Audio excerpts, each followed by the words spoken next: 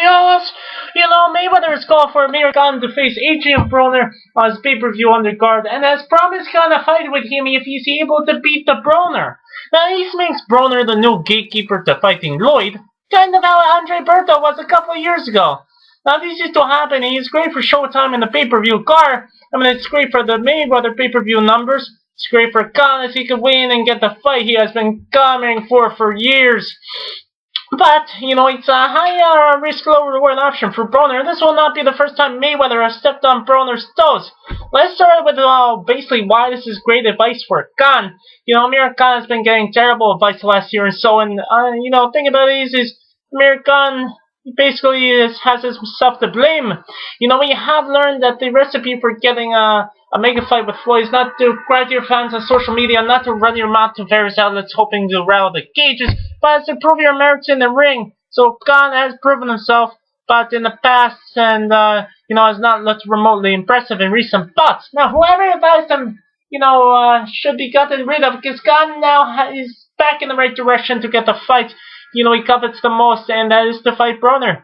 Now, with the light at the end of the tunnel for Khan, the future for Broner doesn't look so bright, however. Because Broner has been also been at the bad end of advising when he believed his own hype and moved up 2 weight classes. Paulie Malignaggi was a great ruler to determine where Broner really was in the sport, and while that split victory Broner, gained over the light-hitting Malignaggi should have deterred him from fighting a full-fledged welterweight, Broner ended up taking a fight against a very dangerous Marcos Maidana. Now the rest is history.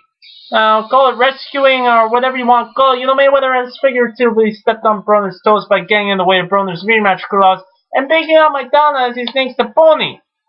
Now he's again figuratively stepping on Broner's toes by suggesting that he should get in the ring with a dangerous Khan who's bested Maidana a few years ago, has big decisive wins over guys like Malignaggi, Zeb Judah, Lamont Peterson.